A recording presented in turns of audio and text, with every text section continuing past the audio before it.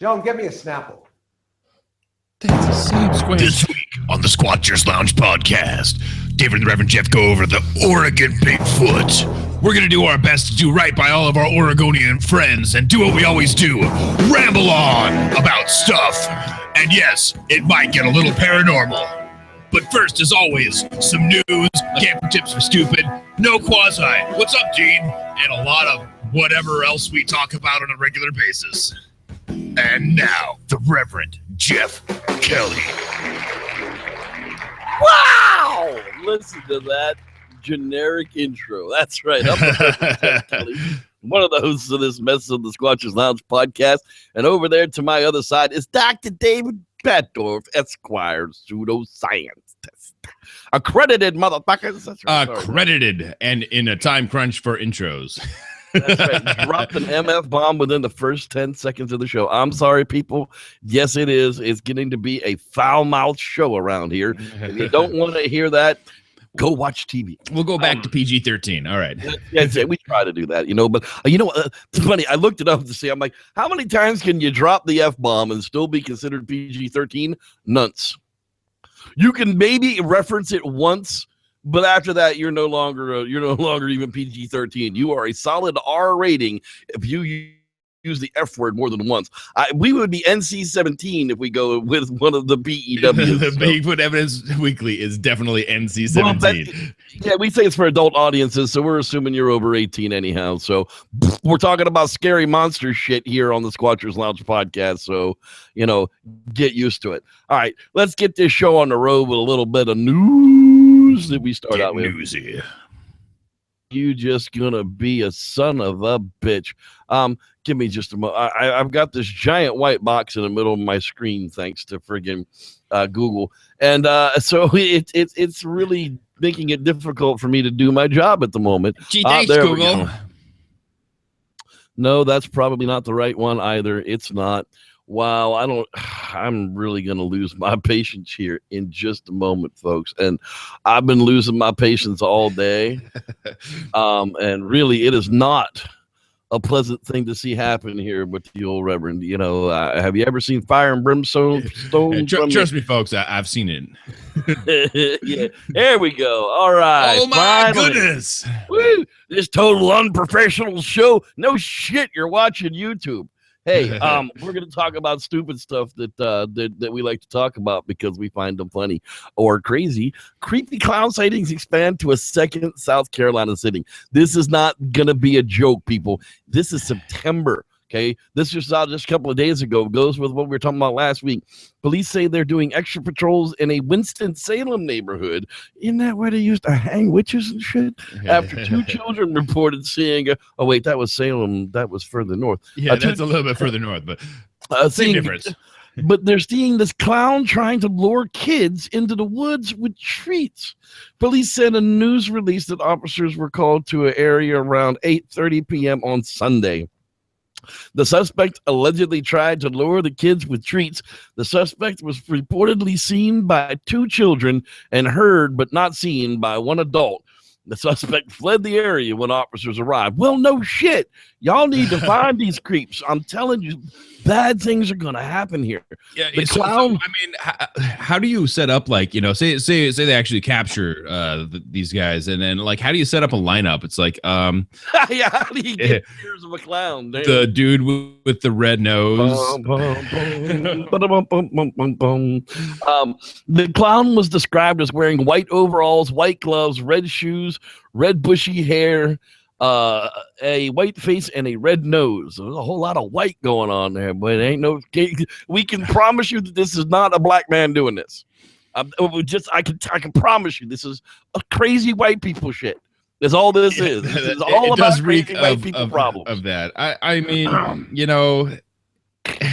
After about 4 hours later, a caller who refused to give her name reported another sighting about 2 miles away from this one. Police say again they found no evidence of a clown. Well, they're not calling you reporting that clowns are hanging out if they're not really hanging out, cops. Several unverified clown sightings. Anonymous needs to be anonymous. Anonymous tips. Blah blah blah blah blah. Part of me is viral Viral clown movie promo coming up. Oh man. Yeah, but you can't be messing with people's kids. I mean, just stand in the woods and be creepy. Just stand in the woods with some balloons and honk a horn when somebody walks by. Do creepy shit like that. Don't mess with people's children in South Carolina, because I got news for you.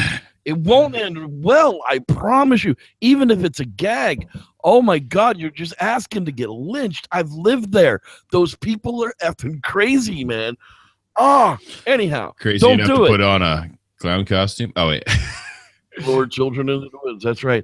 It's gonna get weird. Peer-reviewed paper on the EmDrive, the electromagnetic drive, to be published in December. That's right.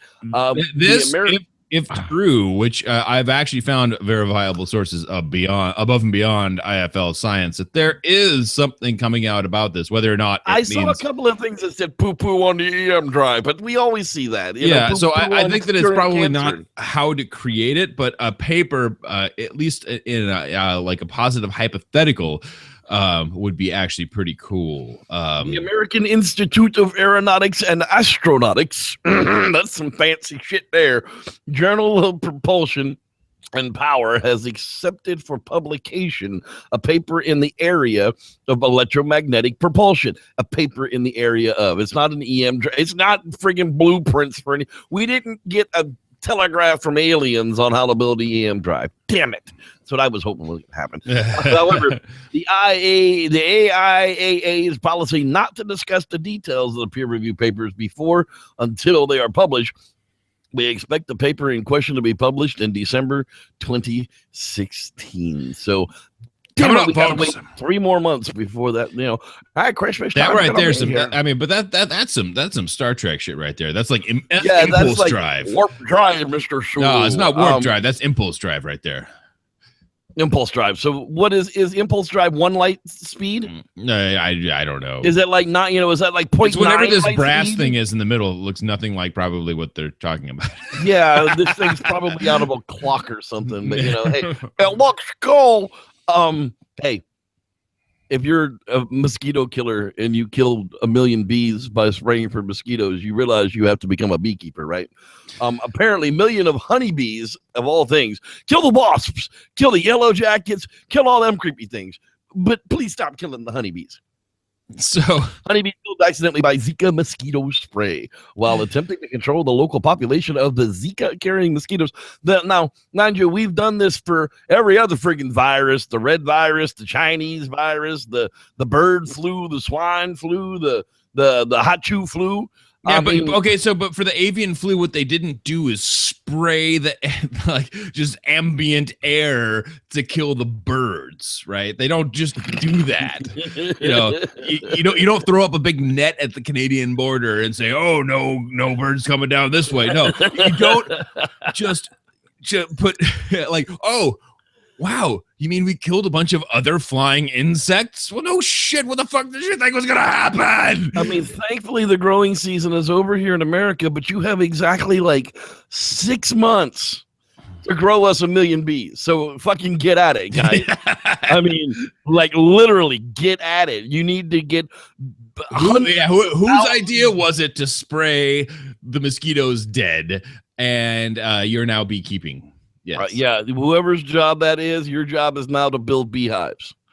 That's it. That's your only job, is to assemble beehives and deliver them by the truckload to these beekeepers so that they can get us 1 million bees back. Otherwise, we're going to be in trouble next year. We've completely kept Zika out of this one particular area, even though it's really easy to transfer from area to area. But now they can't grow any food. Now I don't have any food.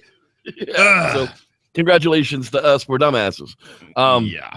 The world's largest primate, now considered critically endangered. That's right. The mountain gorilla is silver. They've been declining and declining and declining. Dumbasses are still trapping them for their hands and their skulls. I mean, seriously, dumbasses. I mean, What is wrong with you? Have you not seen beings? boneclones.com? You can buy that shit online, right? Like, seriously, I mean, they're making 3D printed rhino horns with the same DNA as a rhino, so they can't tell the difference, and they're going to flood the market with these fake rhino horns so that nobody will go out and kill the rhinos for the rhino horn anymore. Because you won't. Are they going to label that as a GMO or what? I don't know. It's definitely screwed up, but yeah, apparently. So is that non-genetically modified rhino penis? One of the closest evolutionary relatives has just been pushed over close to the brink of extinction. The latest review of the world's species has found that the threats faced by the eastern gorilla are now so great that the ape is considered critically endangered. Yeah. So the difference between 4 out of the 6 great ape species are close to being wiped off the planet altogether. That's kind of shitty. Yeah, so 4 out of the 6, us being 1, leaves like 1 other that's not critically endangered. Right. Okay, good. Us and rhesus monkeys are doing okay. Other than that, well, everything else is screwed. That's not one of the other great ape species. But the interesting thing is, what people need to know is that there's a distinct difference between endangered species and a critically endangered species. Critically endangered species are species that without a change somewhere, and that change usually involves us because we're the asshole in the room. So that means that without a change on our part, we're pretty much not going to have them around anymore. It's usually the 2,000 animal mark in the wild. When a group of large primates, large mammals like this declines past the 2,000 mark in the wild, they then lose the ability to grow their species at all. So from that point on, they'll have less and less percentage of lives. For some reason, the infant mortality rate goes up because the genetic diversity is nowhere near what it used to be. Infant mortality rate doesn't necessarily. I don't think it probably goes up. It just affects it more by percentage, but you're looking at such a small number that it impacts it in a more it's more impactful, but it's probably as percentage is the same. You're not losing 500 of something, you're losing 5 of something, but that 5 has more impact on the actual going forward. Do we go into the wild and do we capture every last living one that we have and put them all on a preservation to continue the species and help them propagate and grow their numbers? Because that's the only thing that's going to happen is human intervention at this point. Well, so do we do that? Do we go capture our cousins off of the mountains for their own? Do we play like iRobot? The greater good. Stay indoors for your own protection. Do we put them on a reserve and protect every last one of them? So critically endangered basically is putting them in a status where there needs to be they will put land or they'll put boundaries around the areas in which they live currently, and will probably work on breeding programs where they will probably capture breeding males and move them as they can, because you can't really, you couldn't drop a male chimpanzee in another group without just expect that to go well for the chimpanzee. Same with the gorilla. So they're going to have to come up with breeding programs and how they're going to move individuals around so that the genetic diversity doesn't drop to that low point. So there's a lot of really scary things that are going on, and I, for one, what they're saying in their projections is that we probably in our lifetimes could see the end of the gorilla, which is scary. Yeah, and we'll probably see the end of all gorillas in our lifetime, at least in the wild. Yep. We might not see the last ones out of the zoo programs, but we'll probably see the last of the wild gorillas before we die. And that very is much a very sad state of affairs. So to get out of the boohoo of the sad state of affairs, let's talk about something a little bit better. Hey, the giant panda is no longer considered endangered at all. That means can we eat it? Panda burgers might be on the menu now. The poster animal for conservation and often synonymous with rarity, yet there is good news for the giant panda. It would seem as though it's just been announced that the black and white bears are to be removed from the endangered list. So successful have the Chinese been protecting the species and the bamboo forests in which they live, kind of important. Key factor. Why we don't have Gigantopithecus blackie anymore, probably because the bamboo died. But the population has rebounded to numbers not seen for decades. It's notoriously difficult to estimate the number of pandas in the wild, as it's naturally secretive and rare animals live in remote mountainous regions, which means they're like their Sam Squanch. There have been varying different attempts to calculate the number of the creatures roaming the forest, but the official estimate now puts them at 2,060 individuals. Hence, what I was saying about the 2,000 mark in the wild. Over 2,000. Woo! Right. So when they're under 2,000, they're endangered. So if they're critically endangered, they're probably dipping below the 1,500 mark in the wild, and that's or less. Yeah. Right. And that really is that makes that story even much more sad.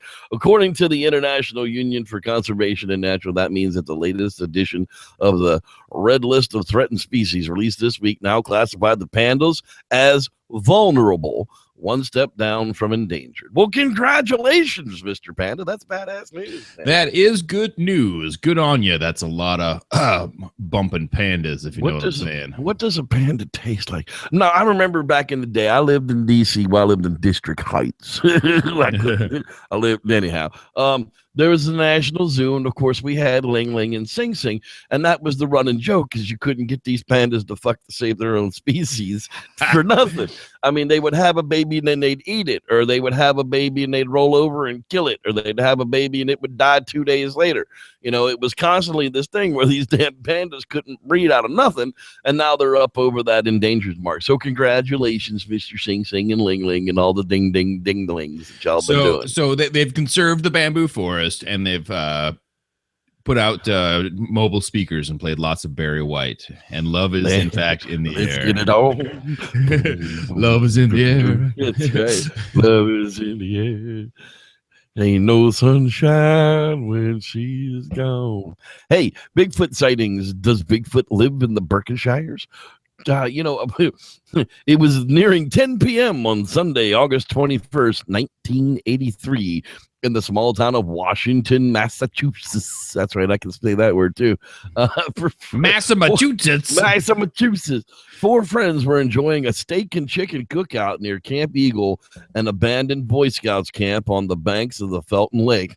It was a calm night. An abandoned Boy Scouts camp. Man, of course. That's the perfect setting for everything. Why would the Boy Scouts abandon a camp? That doesn't make any sense. The camp has been abandoned the camp. 1970, so there weren't many people in the area. Suddenly, though, their peace was disturbed by strange rustlings in the distance.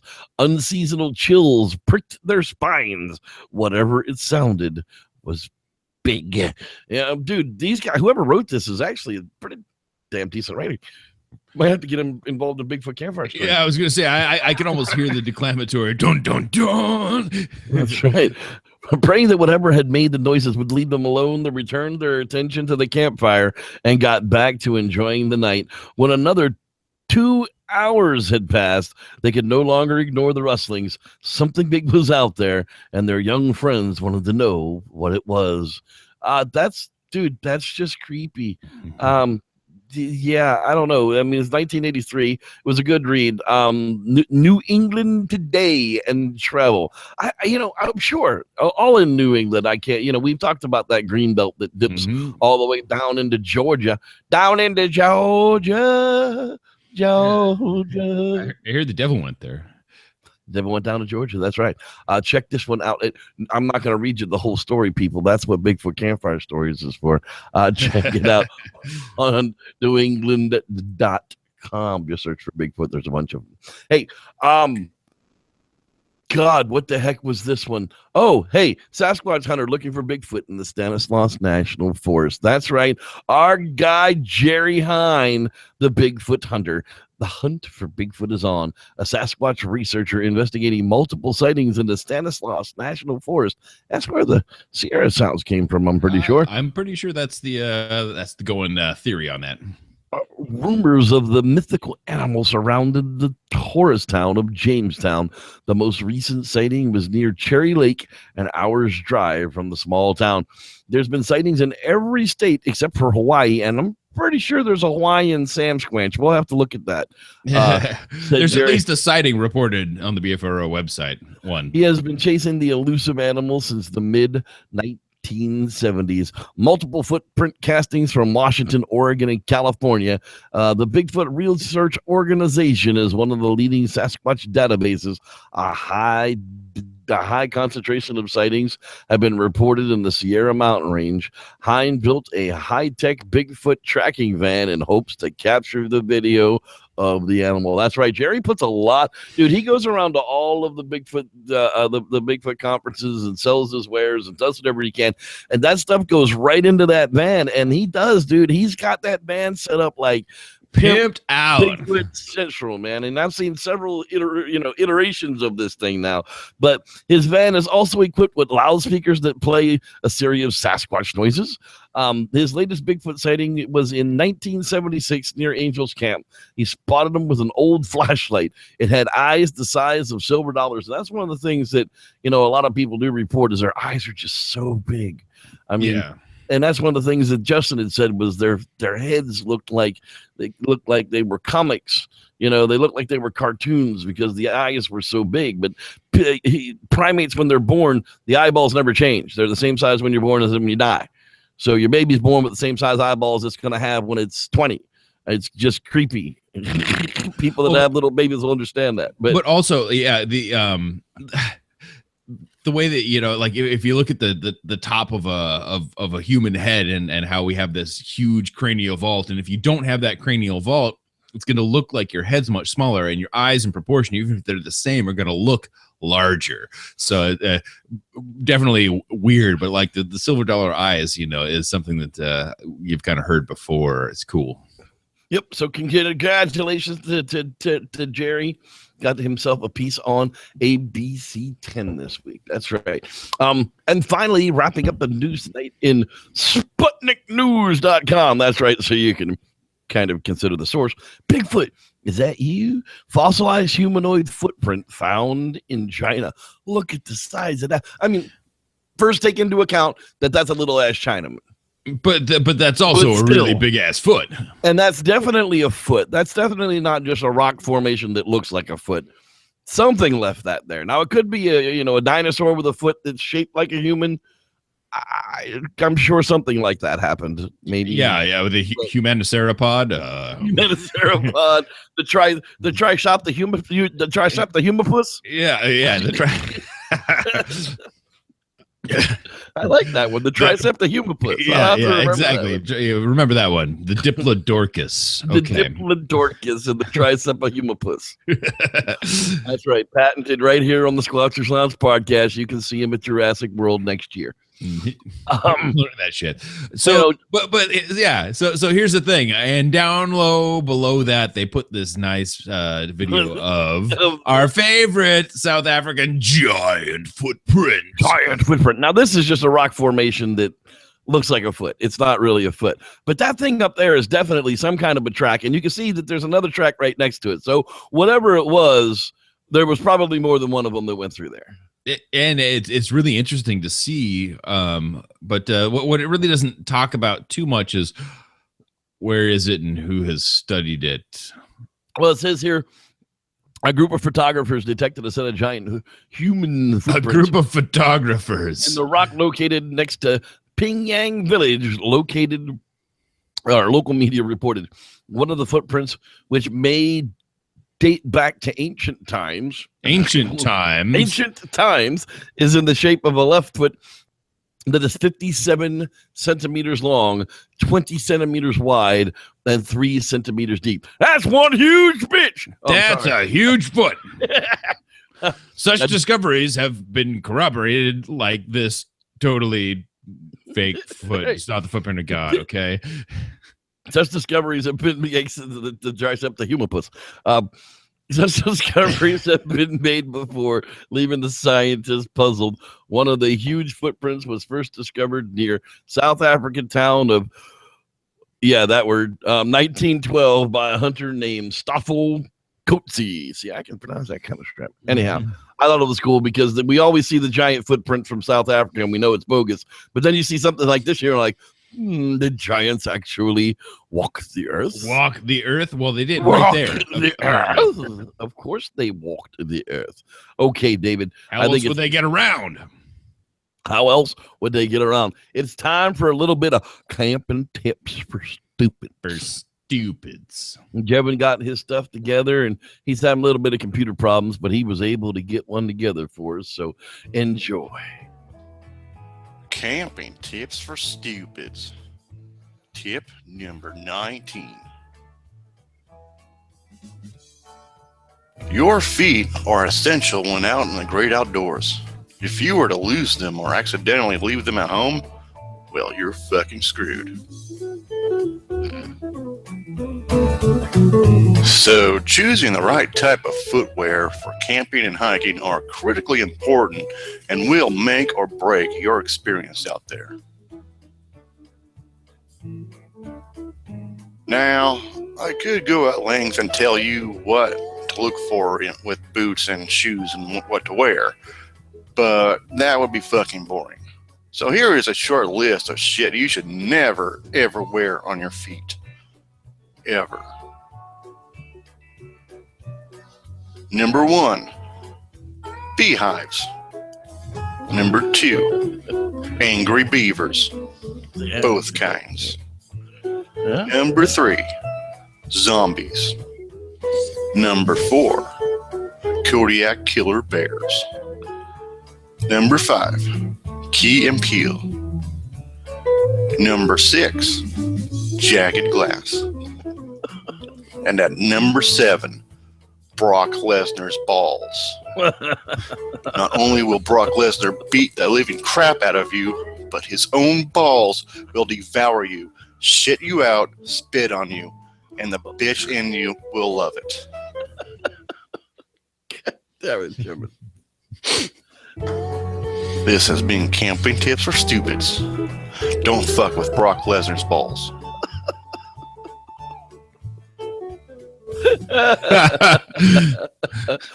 Oh my God in heaven. True story. True story. Don't mess with Brock Lesnar's balls. All right, people. It's time to give that time of the show when we give shout outs in the lounge. If you don't have a message in the chat box, I don't know you're here, so I can't say hi to you. So make sure you got a message out there at least once. Kurt Harris, how you doing, man? Glad you could join us. Cameron Young, as usual, when he can, joins us. Glad you're out there. Ian. Oh, sorry. I always get something in my nose when I pronounce that kid's name. How you doing, again? Glad you could be there with us as well. The life and times of JCM. That's right. The man behind Camping Tips for Stupid. Glad he can join us as well. I see Mr. Bucknell, the Bigfoot guy. He's out there as well. Mr. Dave Jackson. Mr. Eric Woods. Let's see here, Mr. Brad Dupree, that's right, in the place to be. Anna Baz is with us again tonight. Hey, glad you could join us. Collier Wilmus, that's right, Sasquatch, boss of the woods. Or is it the forest? I can never remember. Boss of the forest, I think it is. Let's see here, what else is going on in the Hangout chat room. I know there's more people out there than this. Let's see, I'm just going to ramble on here until I see more people that Forrest Crab. Hi, my name's Forrest Crab. People call me Forrest Crab. I don't know. I love that name. Nobody gives a honky shit what your name is, boy. Get on the bus. Rock City Marco. Hey, buddy. Glad you could join us as well. Let's see here who else is floating around out there on top. We're about 3/4 of the way up there, and we still can't see a whole bunch of people. Y'all chat an awful lot. There's Matt Lidoff. Lidyoff. I think the Y might be like 3 J's and a silent Q. I don't know how to pronounce that part of it, but how you doing there, Matt? Glad you could join us as well. Juan Santana. Sounds like a Mexican luchador. How you doing, buddy? I want to be that guy's corner man. Come on, Juan. Come on. Get him. Don't take the mask off. Let's see. Taking the mask off is like a huge insult to a luchador, man. They'll like kill you. They'll like kill your family. I mean, nobody wants to be identified as a luchador, not even a luchador. Oh, there we got Kush Tiger. Glad you could join us as well. Kyle Murrow. Hi, Kyle.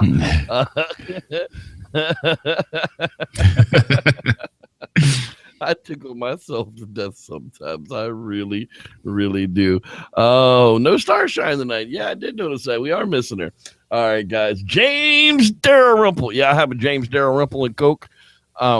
Dude, that's like Rusty Shackelford. That's gonna become my alter ego. What's your name? James Dalrymple. Dalrymple. Prove it's not. All right, so we're gonna get into the Oregon Bigfoot tea. Now, I'm gonna talk about this thing, this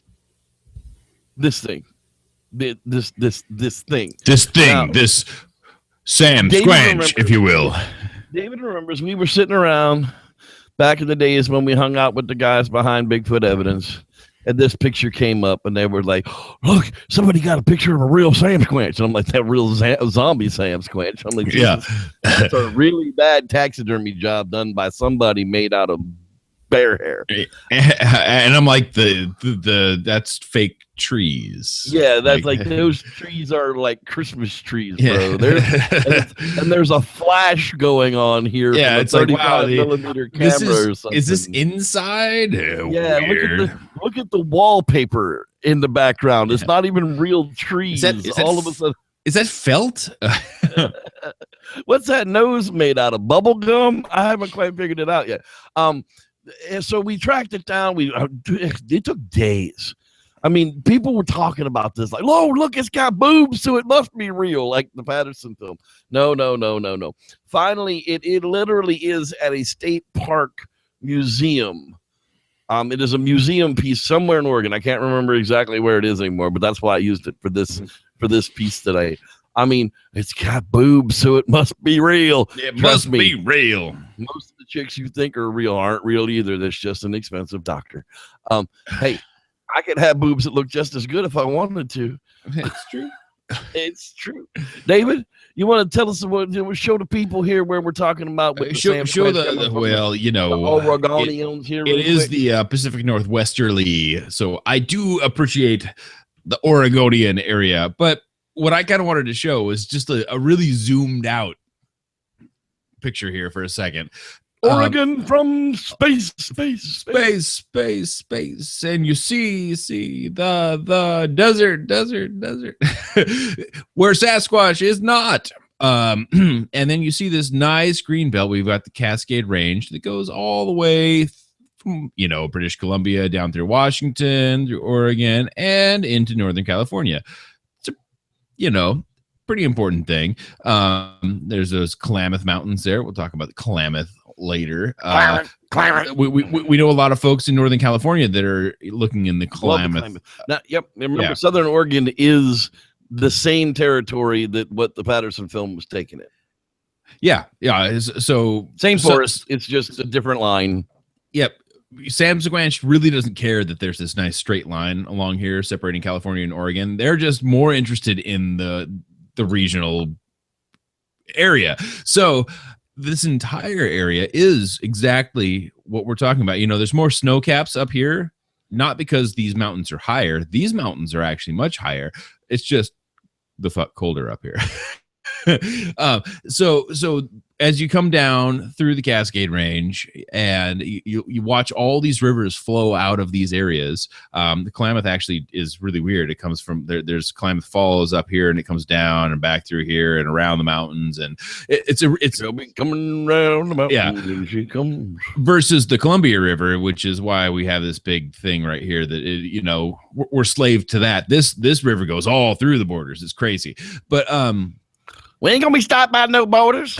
Yeah, so we have the Columbia River here. That's up here's Portland. We all know and love all of our Portland Bigfooters and the surrounding area. I mean, we talk so much about Mount St. Helens in Washington and Mount Hood in Washington, and this the pictured Gifford. The forest, the national forest that runs between the two. And this is some great area, and a lot of people are doing a lot of really good research in here. But just across the way, there's the Columbia River that comes through here, is Mount Hood, which, I mean, this is connecting. There's a big river that you would have to have trouble swimming across. But if you think that, you know, Sasquatch can make it through all this business, then they probably can make it through that business down here. But yeah, so you have, again, a big mountain range, an obvious watershed area that comes down this way, and then the drying area. So this is technically still our rainforesty area, maybe not Hoh River Valley style, but definitely we have a rain shadow. Perfect. This is exactly what we're looking for. We have rivers coming all through here. Portland, Salem, there's the Deschutes, there's this Klamath area, which is where you start getting into that kind of drier Northern California versus what I'm used to up in my area. Look, and there's some great areas around where what drains out of here. The Klamath Mountains, and Patterson Gimlin came out of here. So if you're thinking that this is not good area up here, well, this is where it starts, and the nutrients drain down this way like we always talk about, and this is what we're looking for. So if we zoom way back out, and again, we have Washington, Oregon, California, British Columbia, and we just drag this BFRO sighting thing here. Maybe not adding my sightings. Okay. Here we go. So 1950, 1960, 70, 80, 90. Oh, man. Last people move out west, too. You remember, these areas were still very lightly populated in the 20s and the 30s. People didn't move out west until the 60s and the 70s. There was that whole hippie movement where a bunch of people moved out to the Pacific Northwest. Well, yeah, not only that, but I mean, this is just, this is the BFRO database. It's a database of searchable media or actual stories, or like the John Green database, which is why in 1970 there's so much up through here and down in here. Those are the areas where he was collecting his stories. But really, once you start to do this, you just see that, I mean, is anybody else seeing this? There's the rain shadow, there's the green bits. If you look a little bit east, yeah, you're following the river valleys that go the other direction. Okay, I get that too. But just on that west coast, you got to be seeing this, right? Like, not a correlative study, but it's me just moving this thing back and forth. But that says something, and that's why we always talk about in each location what's why it's viable. It doesn't, as long as it's connected to the next viable location, these animals can freely move upon them. Why shouldn't they be there is the question. Oh, exactly. And so you're not expecting to see a lot of reports, especially contemporary reports, in that in the Portland area proper. Well, you don't. You see, there's outskirt reports here, and you don't see them in this kind of travel area, but you do see them around where you would go to, say, do your outdoor activities up a little higher. But this travel through area is probably not as, you're not going to get as many reports because there's not a lot of people going there. Areas like this that really don't have anything in them, you're not going to get a lot of reports. However, if you look just around here where there might be a road, or maybe enough to make you want to go there, all of a sudden you start to see some things. Those are interesting too. But you'll also notice that, just like everything else in the Pacific Northwest, you look in your rain shadow, it's all on one side. Yeah, okay, so there's one over here, whatever. And they're all following the stream beds and the creek systems. And so when we're talking about this is perfect area. And the cool thing about Oregon is, unlike California, where this, here, I gotta pull this out so you can actually see what I'm talking about here. Washington is pretty slim, but there's this whole peninsula area. California kind of flares back out. Oregon has got a really narrow area because of all of the farmland and all of the civilization, let's just say, is it has a very narrow area in which to be viable to what we would expect to see a Sasquatch in, right? And this, the coastal property probably not accessible by a breeding population anymore. So you're not going to see sightings out there, even though they do. I'm just not 100% sold on that. It's so far away from where most of the nutrients are. Like coming back to Washington and the Oregon border, I'm not expecting to see a ton right around the actual border because this is such a heavy area. And,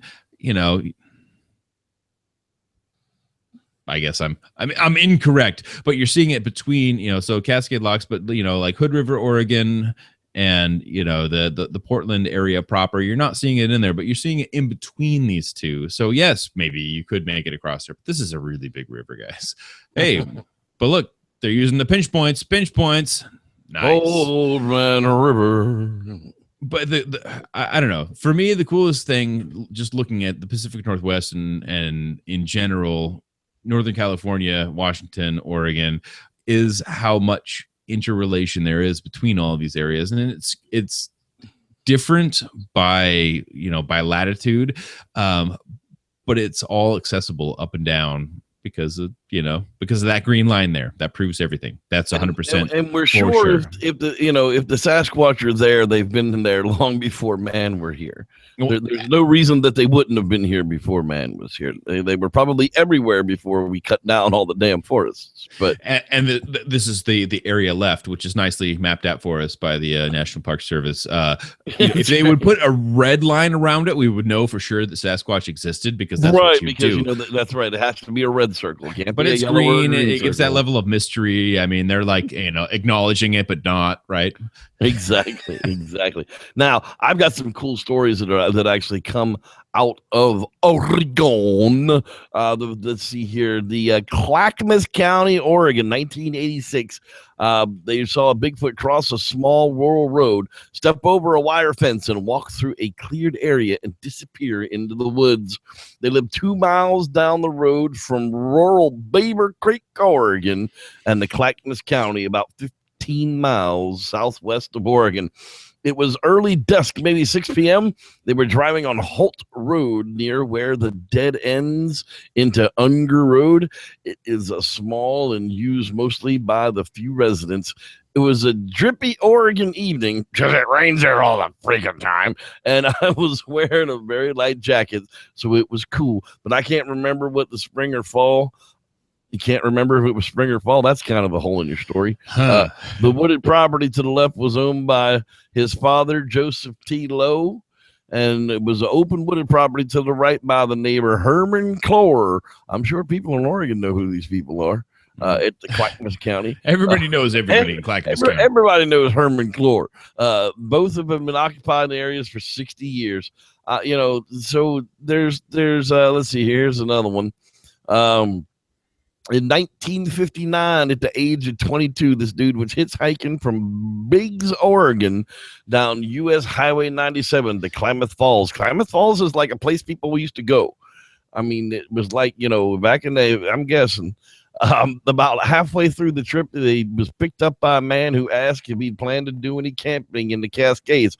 I said no. He said good, because there's things up there that'll kill you quick. Well, that's what you like to hear when you get picked up by a hitchhiker or by a hitchhiker. Yeah, you mean grizzlies? Which I know we're seeing in Yellowstone. No, he replied, not grizzly. And he told me this story, which I'm now paraphrasing. Wow. Used to work for a company to build logging roads, and one day we reported that one of our roads, he didn't say where, had washed out. When my truck went to find out what would needed to be fixed, about 3 or 4 miles from the highway, I noticed a rocky outcropping and something glinting in the sun. Was Bigfoot? Was he bald? Was it Bigfoot or was it a beer? Oh, no. I was an amateur prospector. He's looking for the gold, always looking for signs of the strike. I stopped my truck, took out my rock hammer and walked up to the outcropping, which was about 10 feet tall. I started chipping away at the rock trying to get a sample. When I stopped hammering, I heard a clicking sound from behind the bushes across the road about 60 feet away. It sounded like someone knocking two stones together. I wasn't afraid because I had my 45 on my hip. Woohoo! So I resumed chipping. Then when I stopped, I heard the clicking sound again, which was louder. I yelled towards the bushes going, yo, come on out and show yourself. So here you've got, a story of rock clacking, in Oregon in 1959. Now, these stories are coming out of BigfootEncounters.com, of course. If you haven't been to that particular website, you should probably go there because they have an absolute just friggin' plethora. Here's one from 1857. So that goes back, nearly 200 years. Let's see here. The people who came to the Northwest found a land of enormous riches, of towering crag-like mountains and gigantic trees. Everything was on a vast scale, and the fanciful stories, the folklore, and the legends and tales that brought with them were made even taller, though keeping with their new surroundings. As early as the 50s, newspapers entertained their readers with amazing stories of the pseudoscientific kind. My favorite kind. Pseudoscientific kind, popular in the later, more sophisticated societies, but tales fabricated of whole cloth and more incredible the better. 100 or more years ago, there was a story published on the front page of The Statesman. The year was 1857, and it began. A most wonderful and thrilling adventure has recently occurred in the southern part of this country. It seems that a few weeks since a man and a boy started out on a quest of some lost cattle, and being overtaken by night, lay down to sleep. Toward midnight, the witching hour, the boy was awakened by a loud, plaintive cry. He jumped to his feet without disturbing his companion and ran but a few yards when he saw before him. But let the narrator continue his own intimidable words and stuff. Oh, Jesus Christ. I hate when you do this crap, you jackasses. So these guys are out looking for cattle, and next thing you know, a Sam Squanch is messing with them. There's just story after story after story that comes out of Oregon. Then you've got places like, the Olympic Project and Derek Randall's. He and I don't see eye to eye on a lot of things because I'm one of those people who says you got to find tracks before you put up a camera, otherwise you're just taking camera of the shit that you got tracks of. But hey, that's me. But he had an experience there with rock throwing coming into his camp where that was in Washington, but that was in Washington. But then there was the story, what was it, 2 seasons ago, where Adam Davies was on site and they were interacting with something on the ridge. Unfortunately, there's no audio. Yeah, they were interacting with something that was assumed to be a Sam Squanch at the time. I don't know if they're still calling that a Sasquatch encounter. I would assume it's a Sam Squanch. I mean, I was told by some of the guys who were there that it was absolutely incredible, and I don't have any reason to doubt their story. I don't have any reason to doubt Justin's story anymore. He doesn't have any more evidence than they do. It's one of those things that, again, we hear these fantastical stories, and yet there's just no solid anything to back them up. I read another one on Facebook the other day where, they were having an incredible encounter there. The Sasquatch were all around the camp, and they could hear them in the bushes and moving around. They even killed a deer. And I was like, of course you have this on audio, right? Well, the audio recorder died after 6 hours. Oh, well, you got some tracks of the Sasquatch around your camp. Well, it wasn't really, it was hard packed, not really good. You got some pictures of that deer carcass, don't you? Well, that's what I was going to say. You got pictures of where they killed the bloody deer, right? Well, yeah. So you don't have pictures or evidence of any of your claim. No, that's hard for me to get excited about that. I want to, but without something to analyze, you have a Bigfoot campfire story. Well, before the show goes long, we should probably bring up the fact that, Bigfoot are more paranormal in Oregon than they are anywhere else. That I would agree with. This is true. I am pretty sure that they use portals there. The Soha portal thing driven by the Oregon Fun and Vortex and Funhouse. Yes. Yes, apparently the portal only opens when the funhouse is open. When they close in the wintertime, the portal's no good anymore. But that's not what Adam Davies says. I'm not sure what that whole portal thing in Southern Oregon is, but damn it, there still isn't a scientist on site that's looking into it yet. And I would think that an adventurer who knows scientists and knows real people of science is actually married to a person who works in the science community wouldn't take a scientist there to back up his story. But hey, that's just me. You'd have to be able to recreate it, which is a little bit difficult. But if they're having those experiences every time they go up there, I guess it's not hard to recreate. But I guess it's why faith healers don't go to hospitals. Yeah. Mm-hmm. I mean, I want to get excited about this stuff, but I just bring me something. Bring me something. Bring me a good picture. Bring me some video of something that we can tell is not a person in a suit. I want to see some new tracks, some new casts, something. But, the summer's almost over, and we're back to barely hearing about it. We've heard a few new stories. We've heard a few new sightings. 2016 was not the year of the Squatch, by the way. No, definitely not. Well, not so far. I mean, wintertime, they pop up. You never know. And get smacked by a semi-truck or whatever. But, I just, before we end this tonight, we're about ready to the end of the show. I gotta get up on my soapbox again. Oh, God. Well, no, the sacred stone camp out there at Standing Rock in North Dakota, they're still fighting the good fight out there against the United States government. That's right. The red people of this country had to sue the United States government so that they wouldn't build an oil pipeline on their reservation land and across their only clean water source.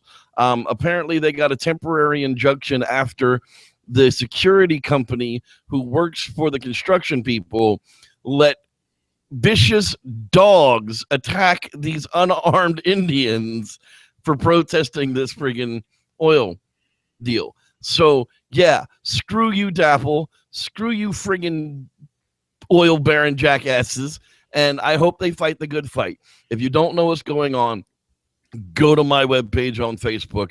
There's plenty of information on. There's even white people starting to talk about this. I saw this. I shared it too. There's a white newscaster from MSNBC that explains how shitty the U.S. has treated the natives. We have Amnesty International on site to make sure that human rights violations are not going on in America. So that they're making sure that the U.S. government is not creating human rights violations against our indigenous peoples. So that's crazy. Yeah, it's absolutely crazy. But it's the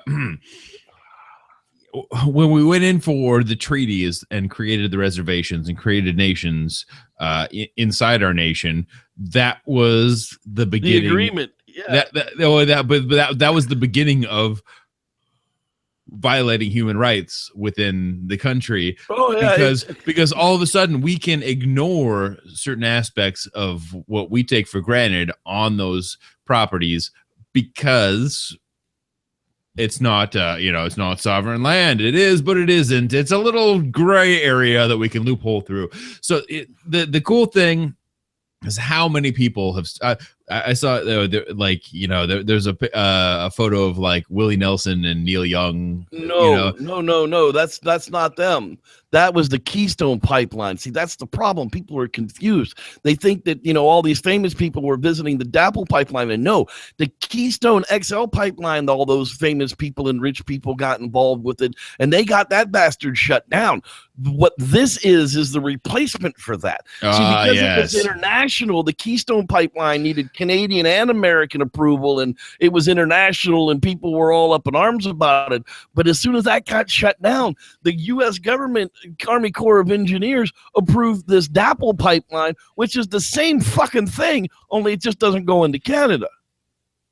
They're like, we'll just truck it down this far. Whatever the frick they figured. I don't know. It's insane. But these people used vicious attack. These weren't guard shepherds. These weren't shepherds that were put out into these weren't even junkyard dogs. These were pit bulls. These were vicious animals that were sicked on human beings. They were literally thrown into the Indians as attack. They sicked them on human fucking beings. There's no more human right violation than that. Okay, you literally treated them like they treated slaves in the friggin' 1800s by sicking a vicious attack dog on unarmed, peaceful people. So I'm gonna get off my soapbox. That's my 3 minutes on it. But this sermon brought to you by "Don't fuck with the Indians or they'll scalp you." If those people started taking scalps, I wouldn't blame them. If they were so radicalized that they blew up this pipeline from one end to the other, I couldn't blame them. But they're not. They're standing there peacefully, unarmed, non-violently protesting to get the fuck off their sacred lands. That's all they want. I mean, you're digging up where people are dead, buried. That's just so disrespectful. Anyhow. Yeah, absolutely, and it's actually echoed a lot of things that have happened like locally, and people are sharing articles, on the Facebook. It is. And whatnot. They had their Amazon list completely filled. The Sacred Stone Camp had put up a second one, and it's completely filled. The word is getting out. People that can't visit the site, you can donate a pair of socks, some warm underwear, because that's what they're asking for. They're not asking for free. Well, they're asking for an Apple MacBook so that they can freaking get some YouTube videos put out and edited together and not look like a bunch of Indians with freaking handicaps. I understand that, but for the most part, it's water bottles, it's first aid kits, it's stuff that the state took away from them. If you can't get out there and you feel like you're compelled, you should do something, and you should. Send them, 10 pairs of socks. Send them 10 pairs of gloves. Send them some damn scarves. Knit them some scarves and take them there. Water, food, whatever you can. Just help them people out. Because I actually saw a really cool newsreel out of the local media of a large sea canoe. It was on his trailer, of course, because what are you gonna do? But of the Puyallup tribe up here. Came down and basically came to show support. I don't know if they're going to stay. I don't know what they're going to do, but they brought supplies, and they like you would do. You would the come Cherokee into Nation sent 4 semi trucks of water there. All of the Indian nations are saying we're there with you, and regardless of whether they pass the final yes or no for this pipeline, these people are not leaving this land. They're just so what's going to end up happening? And the governor, Jack Dalrymple, sorry there, James, if he's related to you, tough shit. He says that the National Guard is always an option. If you march armed white people in on those red people, they're going to scalp you. The Red Warrior Camp is there to protect the Sacred Stone Camp. They're not playing games. So it's crazy that the state would say, well, just get the National Guard to force those people off their own land. God help us all. Yeah, that's the Squatchers Lounge podcast for this week. God help the red man. We'll see you again next week. Monday night is Bigfoot Entertainment Weekly. We don't know what we're doing this week yet, but we'll get back to you on that. They'll be standing by. More Bigfoot campfire stories are coming. I know I keep saying that, but trust me, it'll be worth it in the end. I'm going to reformatting some things. And with that, may the Squatch be with you, because the damn soundboard just crashed as well. We'll see you next week. Bye-bye. Take care. Eat the